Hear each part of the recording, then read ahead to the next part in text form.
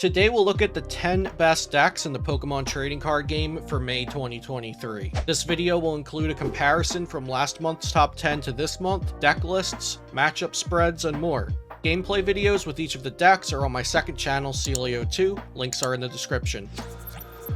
Don't forget to subscribe for more Pokemon TCG content and support my channel using PotownStore.com for all of your PTCG live code card needs. Dragon Shield sleeves, the best sleeves in the game. PokemonCard.io for creating deck lists and sharing them with the community. And Into the AM, outfitting your passion. Find coupon codes and links in the description down below. Number 11, Inteleon Urshifu. Starting with an honorable mention is Inteleon Urshifu, which was ranked number 10 last month. According to Limitless TCG and Play Limitless TCG, Inteleon Urshifu falls around the 11th place mark based on real-life tournament finishes and popularity in online events played so far in this format. Inteleon VMAX spreads damage with Double Gunner and offers a decent attack in GMAX Spiral. Rapid Strike Urshifu VMAX has two good attacks and becomes even stronger against a deck like Miraidon EX, in which all of the Pokemon are weak to Fighting type. Medicham V's Yoga Loop is one of the strongest parts of this deck, especially with the help of Radiant Alakazam to move damage around when it's advantageous. Tobias Stromdale placed 11th with this list at EUIC, notably including Drapion V-Star for its V-Star power ability Hazard Star to disrupt the opponent and potentially buy a free turn thanks to Paralysis. Inteleon Urshifu suffers from poor matchups against Lugia V-Star, one of the most popular decks, and Arceus Duraludon, which recently won EUIC. The matchup spread isn't too bad otherwise, but it's quite hard to avoid its poor matchups currently. Number 10, Miraidon EX. Down from number 6 last month, Miraidon EX had a decent conversion rate at EUIC, with 5 of the 73 reported Miraidon EX players making it into Day 2, just 0.1% better than Inteleon Urshifu. This is a simple, fast, and aggressive deck that is great for running over any deck that falters or has a slower strategy. Miraidon EX establishes your Lightning-type Pokemon quickly, Raikou and Greninja draw extra cards, and Regieleki VMAX boosts your damage output. Robert Kinbrum piloted a streamlined Miraidon EX deck to top 8 at EUIC, using Cramomatics for a chance at additional card advantage, and not wasting any time on slower supporters like Arven and Judge. Miraidon has a pretty poor matchup spread on paper, but its consistency and aggression allows it to win games against decks that are objectively stronger than it. This is one of my favorite decks to play on the Pokemon TCG Live ranked ladder right now, but I doubt I would bring it to a major event. Number 9, Lost Zone Sablezard. I ranked Sablezard at exactly number 9 last month as well, so let's see what's keeping this deck down. Sablezard focuses on using Cramorant and Sableize efficient attacks until Radiant Charizard's Excited Heart can kick in and allow it to attack for just 1 or 2 energies. Drapion V is often included to take care of Mew VMAX, since you otherwise would never be able to one-shot it. Pedro Torres finished in the top 4 at EUIC with this Sablezard deck list. He used Mawile for its tempting trap attack, which is specifically good against Lugia and Gardevoir, as they will often have a Pokemon on the board with 0 usable attacks in their deck, like Lumineon V or Radiant Greninja.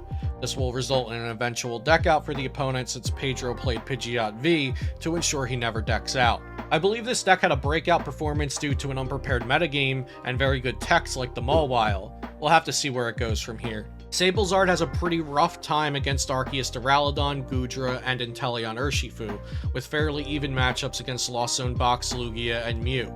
This is a great deck that is quite skill intensive, but it really relies on the metagame shifting in its favor, in addition to knowing exactly how to play your matchups. Number 8, Lost Zone Giratina. I can't rank a deck higher just because I like it, so unfortunately Lost Zone Giratina will be going down to number 8 this week. But don't underestimate any of the decks on today's list. They're all very good and capable of winning events. This Lost Zone deck focuses on the aggression of Giratina V-Star's Lost Impact and Star Requiem attacks to make up for the shortcomings of the typical Lost Zone Pokemon like Sableye and Cramorant.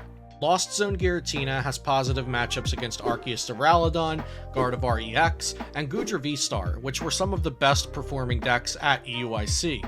However, according to the Trainer Hill data, it has negative matchups against Lost Zone Charizard, Lost Zone Box, Lugia, and Mew.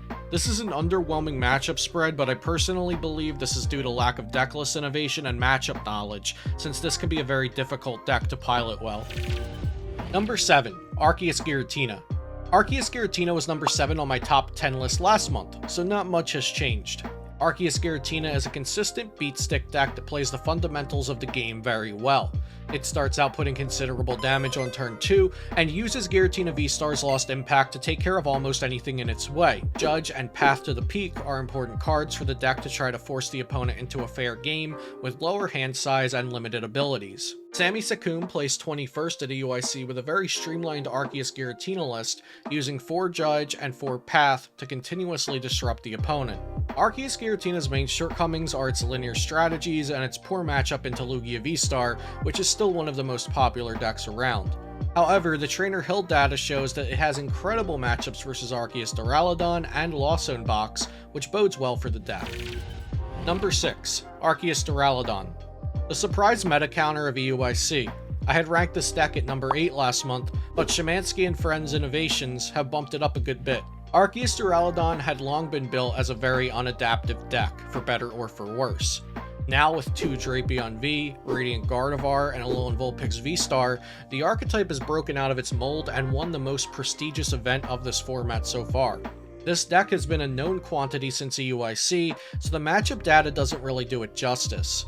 Once players stop respecting the deck again, several of the matchups could improve dramatically. For example, at EUIC, this list had a near auto win against Lugia decks that were not prepared for Duraludon VMAX. Number 5. Mew VMAX.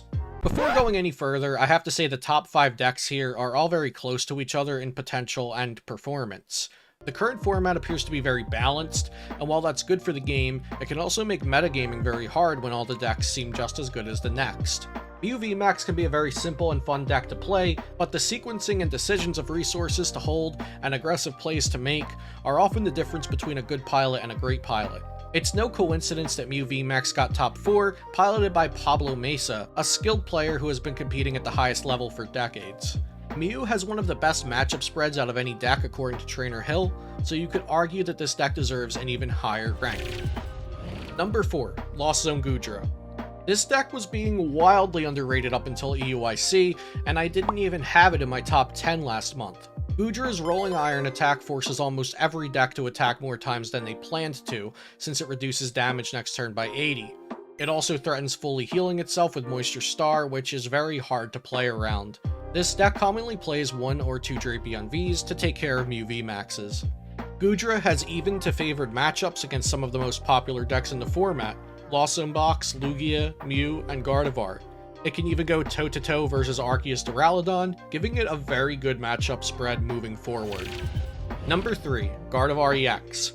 I've combined both Gardevoir variants together for the sake of this top 10 list. Gardevoir EX is a setup deck that aims to take huge knockouts with Zacian V and Shining Arcana Gardevoir. Skyseal Stone is a game-changing card for this deck since it's so easy to set up knockouts with Zacian V. The Mewtwo V Union can be less consistent and harder to play correctly, but it is tempting to have the massive payoff of a V Union card in the endgame. Tord Reklev proved that Gardevoir EX is powerful enough without Mewtwo V Union, taking it all the way to finals at EUIC. Both variants struggle against Arceus Giratina, Mew VMAX, and Lost Zone Box, but the Mewtwo V Union statistically has a better chance against Lost Zone Box variants, according to the Trainer Hill data.